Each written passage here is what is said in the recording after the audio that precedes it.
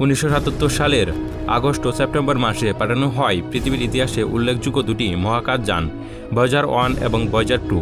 প্রাথমিক উদ্দেশ্য ছিল সৌরজগতের বৃহৎ গ্রহগুলো যেমন শনি, ইউরেনাস, বৃহস্পতি ও নেপচুনকে কাছ থেকে দেখা। এই অভিযান শেষে ভয়েজার সৌরজগৎ চালিয়ে যাবে।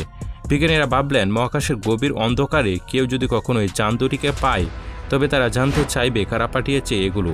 তাই ভয়েজার যান দুটিকে যুক্ত করা হলো একটি বিশেষ বার্তা।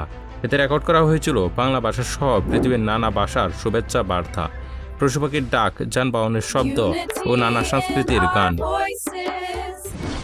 মহাকাশের কোটি কোটি বছরের বিকিরণ, ধূলিকণা এবং তাপমাত্রার পরিবর্তনের প্রভাব থেকে বাঁচাতে তামার তৈরি দৃষ্টির উপর দেওয়া হয়েছিল স্বর্ণের প্রলেপ।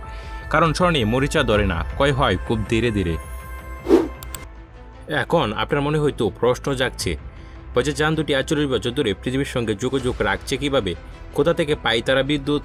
ভয়েজার 1 এবং ভয়েজার 2 এর গায়ে কোনো সৌর প্যানেল ব্যবহার করা হয়নি, কারণ ভয়েজার যান দুটি মূলত সূর্য থেকে দূরে যাওয়ার জন্য তৈরি করা হয়েছে। তাই যদি সৌর প্যানেল ব্যবহার করা হতো তাহলে প্রায় কোনো শক্তি উৎপাদন হতো না। ভাবছেন, যদি সৌর প্যানেল লাগানো হতো তাহলে এত তারা তাদের কাছে দিয়ে গেলেই তো বিদ্যুৎ উৎপাদন হতো। ভয়েজার প্রতি সেকেন্ডে 17 কিলোমিটার বেগে চলছে, আর এই বেগে সূর্যের নিকটতম নক্ষত্র প্রক্সিমা সেন্টাউরিতে পৌঁছাতে প্রায় 75,000 বছর সময় লাগবে। আর সৌর প্যানেল সর্বোচ্চ 50 বছর টিকে থাকতে পারে। তাই ভয়েজার যান দুটিতে যোগাযোগ রক্ষার জন্য ব্যবহৃত হচ্ছে আরটিজি, অর্থাৎ radio isotope thermoelectric generator. RTG পদ্ধতিতে বিদ্যুৎ উৎপাদনের জন্য এমন রেডিও একটি পদার্থ ব্যবহৃত হয় যা প্রতিনিয়ত ক্ষয় হয়ে তাপ উৎপাদন করে।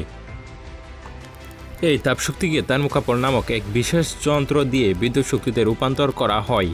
ভয়েজার দুটিতে প্লুটোনিয়াম 238 নামক রেডিও একটি পদার্থ ব্যবহৃত হয়েছে, যা প্রতিনিয়ত ক্ষয় হওয়ার কারণে 2030 সালের মাঝে সম্পূর্ণরূপে নিঃশেষ হয়ে যেতে পারে বলে ধারণা বিজ্ঞানীদের। এখন আসা যাক, ভয়েজার প্রতি সেকেন্ডে 17 কিলোমিটার চলার শক্তি বা বেগ কোথা থেকে পেয়েছে। বিষয়টা বুঝতে হলে আমাদের প্রথমে নিউটনের প্রথম গতিসূত্র বুঝতে হবে। বাইরে থেকে বল প্রয়োগ না করলে স্থির বস্তু স্থিরই থাকবে, গতিশীল বস্তু চিরকাল একই বেগে সোজা পথে চলতে থাকবে। ভয়েজার 1 পৃথিবীর দিকে তাকিয়ে প্রায় 6 বিলিয়ন কিলোমিটার দূর থেকে পৃথিবীর এই ফটো তুলেছিল। ভয়েজার পাঠানো হয়েছিল টাইটান নামক গতিশীল রকেট দিয়ে, যা ভয়েজারকে অনেক গতিতে মহাকাশে চড়ে দিয়েছিল। এরপর ভয়েজার যখন জুপিটার, স্যাটার্ন, ইউরেনাস এবং নেপচুনের কাছ দিয়ে যায়, তখন তাদের মধ্যাকর্ষণ শক্তি ভয়েজারকে ঝাঁকুনি দিয়ে এত দ্রুত চড়ে দিয়েছে। একের পর এক এটা ঘটার কারণে ভয়েজার এত গতি পেয়েছে। মহাকাশে বাতাস নেই কোনো ঘর্ষণ, তাই একবার যে গতি পাওয়া যায় তা প্রায় চিরকাল একইভাবে বজায় থাকে।